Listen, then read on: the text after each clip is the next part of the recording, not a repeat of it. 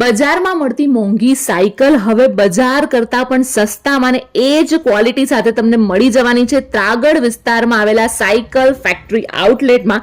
અમદાવાદનું સૌથી મોટું સાયકલનું કલેક્શન છે અહીંયા, જ્યાં છોકરાઓની સાયકલની અઢળક વેરાયટી છે. પ્રીમિયમ કલર્સ, યુનિક ફીચર્સ અને ક્વોલિટી વાળા પાર્ટ્સ વાળી સાયકલ તમને અહીંયા ઓછા ભાવમાં મળી જવાની છે.